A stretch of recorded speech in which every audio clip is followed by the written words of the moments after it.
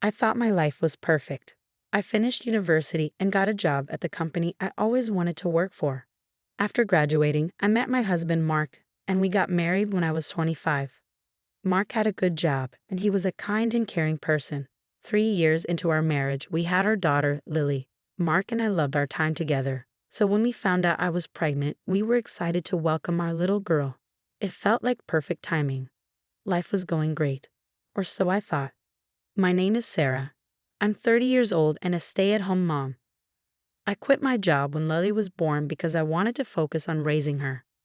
Now she's almost 2, and she's the sweetest child. She makes me smile every day, and watching her grow brings me so much happiness. Mark adores Lily too. On weekends, he takes care of her so I can rest. Thanks to his help, I've been able to keep a good balance in my life. But one day, everything changed. It happened on a weekend when Mark's parents, Richard and Diane, suddenly showed up at our house. Until then, I only saw them a few times a year. To be honest, I never really liked Diane. And I knew she didn't like me either. When Mark and I got engaged, she said, "I'm not sure she's the right woman for my son." She also made rude comments like, "She doesn't seem like she was raised properly." I never stayed quiet though. I always clapped back. Maybe Mark likes me because I'm positive and easygoing, unlike you. Mark and his dad, Richard, hated arguments, so they always tried to stop me from talking back. Diane and I never got along from the start. So why did they suddenly come over? Even though I was confused, I had no choice but to let them in. "Hi, Richard and Diane. What brings you here today?" "What? Are you serious? We told you we were coming." "Huh." "Sarah, I'm so sorry," Mark said. "I forgot to tell you my parents were coming." How could he forget to tell me something so important? Mark was always a little forgetful. Still, I quickly made tea for everyone. "So what's the reason for your visit?" I asked. "What? Mark didn't tell you. We talked to him before." "Sarah, do you and Mark even communicate properly?" Diane said with a smirk. I ignored her and looked at Mark. He looked nervous before finally speaking. "The thing is, I talked to my parents and we decided to move in with them." "What? Remember? My dad broke his leg the other day. Ever since then, I've been worried about him. Also, they're getting older. I think it's best if we move in and take care of them." "Wait, so you already decided we're moving in?" "Oh yeah, I think it's the right thing to do." I couldn't believe what I was hearing. Just because Mark thought it was a good idea didn't mean he could make this decision without talking to me first. "Sarah, don't tell me you're against this," Diane said. "Either way, your opinion doesn't matter. We only care about what Mark wants. This is an important decision for both of us," I said firmly. "I need to talk it over with Mark first." Diane gave me a sharp look, like she was annoyed, then left with Richard. As soon as they were gone, I turned to Mark. "Why didn't you tell me about this?" I asked. "I can't believe you tried to make such a big decision without talking to me first." "I am sorry," Mark mumbled. "I was just worried about my dad." "Being worried about your dad is understandable, but you should have talked to me first." "You're right, I should have." Mark took a deep breath before asking, "So what do you think? Would you consider moving in with them?" "Honestly? No, I don't get along with your mom." "I knew you'd say that," Mark sighed. "Is there anything that would change your mind?" "I'll do it under one condition." "What is it?" "You have to stand up for me. If your mom picks on me or treats me badly, you have to defend me. If you can't do that, then we're getting a divorce." "Divorce? Isn't that a little extreme?" "I'm serious. That's how much I dislike your mother. If you can't promise to stand up for me, I'll leave and go back to my parents' house." "Oh, okay. I promise I'll stand up for you. Just please don't say you'll divorce me." Since Mark made that promise, I agreed to move in with his parents for now. Of course, if he ever broke that promise, I would leave immediately. A few weeks later, we moved in with Richard and Diane. The moment Diane greeted us, she coldly said, "Oh, you're finally here. Well, just try not to cause any trouble." And she said it with such a sarcastic tone. I lightly nudged Mark, who was standing beside me. Looking nervous, he quickly spoke up. "Mom, you're the one who asked us to move in. You should treat us well too, so please don't give us any trouble either." Diane looked surprised for a second, but quickly went back to her usual expression. "Well, fine. Come on in. I'll make you some tea." I was glad Mark actually stood up for me. If he kept doing that, Maybe I could handle living with Diane. After unpacking our things, I was having tea with Richard and Diane in the living room when I heard the front door open. I turned toward the entrance, wondering who it was. Then I saw Olivia, Mark's younger sister. "I'm home," she called out. "Oh, are Mark and his family visiting today?" she asked.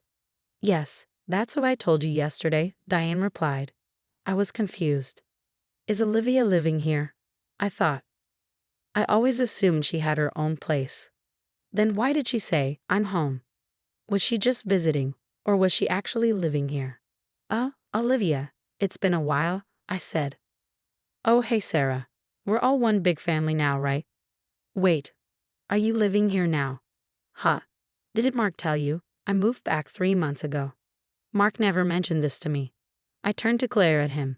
"Oh no, I forgot to tell you," he mumbled. Strike one. 2 more strikes, and he's out. "Oh, I see. I didn't know," I said. "Well, we're all family now," Olivia said cheerfully. Later, when we were alone in our room, I gave Mark an earful. And just like that, life in Diane's house began. As expected, it didn't take long for Diane to start treating me badly. "Sarah, why aren't you cleaning?" she suddenly asked. "What? I already cleaned our room," I replied. "You haven't cleaned my room or Olivia's room. And you haven't mowed the lawn either." "What? Why should I have to do that?" "What? Are you talking back to me? You should be grateful we're letting you stay in our house. I'm living here with Mark because we're worried about Richard. You asked us to move in. And now Olivia is siding with Diane? What's going on here?" "Sarah, are you arguing with my mom just because you don't want to do housework? That's ridiculous." "Huh? It just seems like you're being lazy and trying to avoid work." Frustrated, I snapped, "Fine. I'll clean everything, including Olivia's and Diane's rooms." I even mowed the lawn by myself, even though it was scorching hot outside. While I was doing all the chores they dumped on me, Diane and Olivia were playing with my daughter, Lily. I wanted to tell them to keep their filthy hands off my child. Of course, I told Mark everything when he got home from work. I asked him to speak up at dinner. Later, when we all sat down to eat, Olivia and Diane were still complaining about me. "What is this food? It tastes so plain. I don't like it at all." "I can't believe she's a housewife and still a bad cook," Diane added. Mark put down his fork and finally spoke. "Mom, Olivia, stop complaining about the food. Sarah made this for everyone." "Mark, are you seriously siding with your wife over this? Don't you have any pride as a husband? Do you actually think this food is good?" I love Sarah's cooking. It's really good," Mark stammered. I could see it. Olivia was controlling the situation. Mark wasn't standing up for me at all. I never thought he'd be this unreliable. That's strike two. After that, Olivia and Diane's bullying didn't stop. It got worse. They made me do all the housework and errands, and if I refused, they complained. Diane even told me, "A wife belongs to this family. It's only natural that you do all the work. You should treat me like mom," Olivia added. "So do whatever I say." Basically, they were telling me to be their servant. At that point, I was sure Diane and Olivia were completely out of their minds. I started thinking about how to leave this house for good. Then, one day, I got a call from my mom. My dad had a stroke. Thankfully, it wasn't too serious, but he was in the hospital, so I packed my bags to visit him. That's when Diane walked into my room. "Sarah, what are you doing?" "I just got a call from my mom. My dad had a stroke and was taken to the hospital. I'm going to see him." Then Diane said something unbelievable. "Who said you could leave? This is your home. You have no other home." "What?" "Stop packing and get back to your chores." That was it. I couldn't take it anymore. If I stayed here any longer, I'd lose my mind. Ignoring Diane, I left. I went to the hospital and stayed with my mom for a few days, helping her around the house. Meanwhile, Diane and Olivia kept calling me and leaving nasty messages like, "What's wrong with you? You're Mark's wife. Stop running away and come home immediately." They were completely insane. I was already planning to leave Mark, but now I was furious with Diane and Olivia, so I decided to get revenge. Revenge takes time, so even though I didn't want to go back, I returned to Diane's house. As expected, she and Olivia kept treating me badly. Then, about 6 months later, during dinner, Olivia suddenly grinned and announced, "He proposed to me." She added, I'll bring him over for lunch next time. Finally, the time for my revenge had come. I was smiling to myself, thinking about my plan, but Olivia saw and mistook it. Oh, Sarah, you're happy for me too, she beamed. A week later, Olivia brought her fiancé over. His name was Jake. He worked for a big company, had a high salary, and seemed like a genuinely good guy. Honestly, he was way too good for Olivia. She proudly introduced him to everyone. Diane had no complaints and smiled, saying, You have my blessings. Please take care of Olivia. And that was my moment. It was time to get my revenge. I made tea for everyone and started chatting with Jake.